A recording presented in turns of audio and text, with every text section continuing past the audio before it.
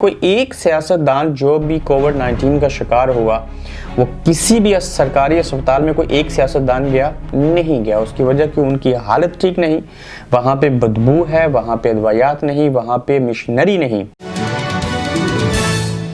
موضوع جب میں نے سابق وزیر اعظم راجہ پرویز اشرف صاحب کو گلے شکوے کرتے ہوئے اسپیکر اسمبلی اسد کیسر سے سنا تو سوچا کہ اس کے اوپر بات کر لیجئے. وہ اس پاکستان کا, ان اسپتالوں کا, ان لوگوں کا رونا رو رہے تھے جس کا سبب وہ خود بنے.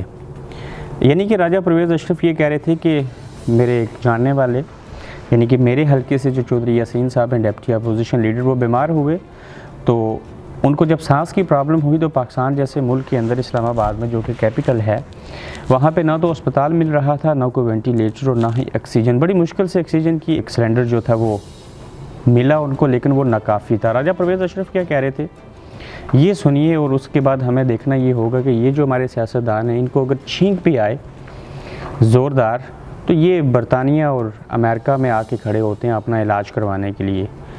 اگر یہ وبائی مرض جب آئی تو اس میں اگر یہ الو ہوتا, فضائی آپریشن بحال ہوتا, تو میرے خیال سے یہ ایک بھی سیاستدان اپنے ملک میں علاج نہ کرواتا, یہ بیرون ملک آ کے اپنے ان اسپتالوں کے اندر علاج کرواتے. مگر ایسا ممکن نہیں تھا.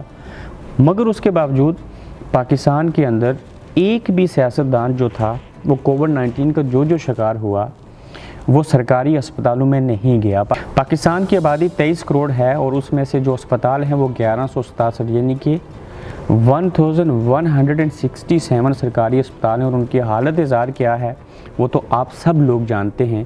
مگر جو پرائیویٹ ہسپتال ہیں وہاں پہ تو علاج ممکن ہے, یہ افورڈ کر سکتے ہیں, لیکن اس ملک کے اندر عام اور غریب آدمی کیا کرے گا جس کے پاس کھانے کو کچھ نہیں, جس کے پاس صحت کے لیے کچھ نہیں. اور یہ ہمارا ملک پاکستان, یہ ہماری پارلیمنٹ, یہ ہمارے سیاستدان جو ہیں وہ صحت کے شعبے میں بہتری کے لیے صرف 0.79% جو بجٹ ہے وہ رکھتے ہیں. اور جس ملک کے اندر یہ حال ہو صحت کا, بجٹ کا, تو پھر وہاں پہ باقی چیزیں کیسے ٹھیک ہو سکتی ہیں. آپ یہ دیکھیے ویڈیو, اس کے بعد مزید بات کرتے ہیں کہ راجہ پرویز اشرف کیا کہہ رہے تھے, وہ کس سے گلہ شکوہ کر رہے تھے. میں بڑے دکھ کے ساتھ کہہ رہا ہوں کہ پچھلے ہفتے اس اسلام آباد میں جو ہمارا دارالحکومت ہے, آزاد کشمیر اسمبلی کے leader of the opposition Chaudhry Muhammad Yasin اس بیماری کا شکار تھے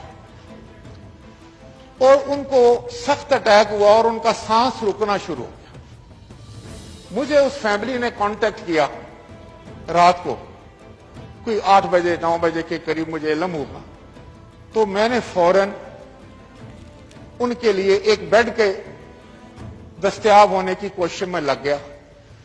جناب اسپیکر, ساری رات تمام ہسپتالوں میں, راولپنڈی میں, اسلام آباد میں, سرکاری اسپتال, پرائیویٹ ہاسپٹل, میں بڑے دکھ کے ساتھ کہتا ہوں کسی ہاسپٹل میں کوئی نہیں تھا. ایک پرائیویٹ ہاسپٹل نے کہا کہ ہمارے پاس تو آکسیجن ہی نہیں, آپ پرائیویٹ طور پر آکسیجن کا بندوبست کریں.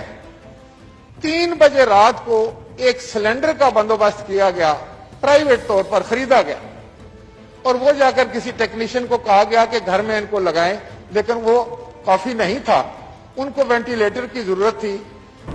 دیکھ لیں کہ راجہ پرویز اشرف کہہ رہے ہیں کہ مجھے بڑا دکھ ہوا, بڑا افسوس ہوا ان کو. یہ خود موصوف جو ہیں وہ پرائم منسٹر رہے پاکستان کے, ان کی خود سے اس بار بھی سندھ کے اندر حکومت ہے. کوئی ان سے پوچھے کہ کیا راجہ صاحب آپ نے اپنے ہی گجرہان کے علاقے میں کوئی اچھا اسپتال بنایا. سندھ کے اندر 2 ہسپتال ہیں جو کووڈ-19 کے مریضوں کا علاج کر سکتے ہیں, جہاں پہ ان کی حکومت ہے. ایک تھر پارکر میں ہے اور ایک دوسری جگہ کے اوپر, جبکہ وہاں پہ مریضوں کی تعداد جو ہے وہ بہت زیادہ ہے. KPK کے اندر حالات قدرے بہتر ہیں, بلوچستان کا برا حال, اسی طرح سے پنجاب کی بھی یہی صورتحال ہے. Deputy opposition leader Azad Kashmir کے چودھری محمد یاسین میرے حلقے سے ہیں. میں نے بھی ان کے لیے دعا کی, باقی لوگوں نے کی. بڑے قیمتی لوگ ہیں اور اللہ نے ان کو صحت دی. اللہ کرے وہ مزید 100% صحت یاب ہو جائیں اور عوام کی خدمت کا بیڑا اٹھائیں. لیکن وہ کیسی خدمت کہ آپ اپوزیشن لیڈر بھی ہیں, آپ لوگوں کے پاس بجٹ بھی ہے, آپ اس سے پہلے سینئر وزیر رہے, آپ قائم وزیر اعظم رہے, لیکن چودھری صاحب کیا آپ کو احساس ہوا کہ آپ جس حلقے سے ہیں وہاں پہ کوئی ایسا اسپتال اچھا نہیں کہ لوگوں کو کم از کم فرسٹ ایڈ ہی جو اچھے طریقے سے مل سکے؟ اس کے بعد کوئی آزاد کشمیر میں آپ نے ایسا اسپتال بنایا جس میں کووڈ-19 کے مریضوں کا علاج ہو سکے؟ بالکل ایسا نہیں ہے. پاکستان کے اندر اسلام آباد جیسے کیپٹل شہر میں آپ کو وینٹیلیٹر نہ مل سکا, تو اس کے بعد جب آپ ٹھیک ہو گئے ہیں, چاہے وہ راجہ پرویز اشرف ہوں, جو بھی سیاستدان ہو, اس کو کم از کم اس بیماری کا شکار ہونے کے بعد یہ احساس ضرور ہونا چاہیے کہ آپ جو بجٹ رکھتے ہیں ہیلتھ کے لیے اس کو بڑھنا چاہیے.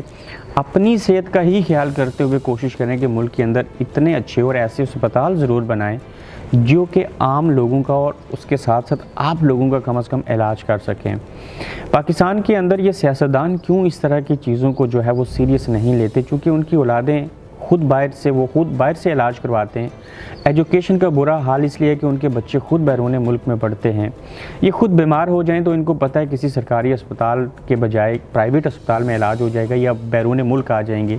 جب تک آپ لوگوں کے اندر احساس نہیں ہوگا, جب تک آپ عوامی مسائل کو اس نیت سے چھوڑتے رہیں گے کہ جب تک یہ سڑک کا, ٹوٹی نلکے کا, اسپتال کا ایشو ہے تب تک آپ کو ووٹ ملیں گے, تو اس وقت تک آپ جب بیمار ہوں گے تو ایسے ہی آپ کی حالت ہوگی کہ آپ لوگوں کو وینٹیلیٹر نہیں مل سکیں گے. آپ لوگ اسمبلی کے اندر کھڑے ہو کے گلے شکوے کریں گے.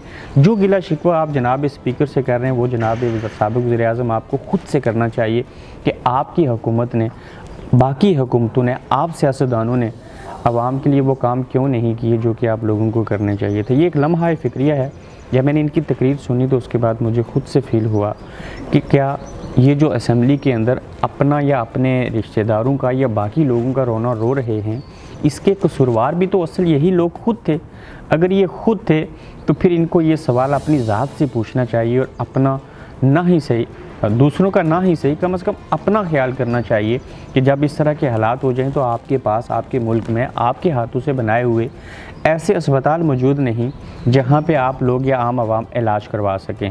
ان سب باتوں کے جو قصوروار ہیں وہ ہمارے ادارے, وہ ہمارے سیاستدان ہیں جو آپس میں ہی ایک دوسرے سے گلا شکوہ کرتے ہیں اور پھر بھی ان کو کوئی علاج, کوئی امید سامنے نظر نہیں آتی. آپ دیکھ رہے ہیں گورکھدھندا ابرار قریشی کے ساتھ.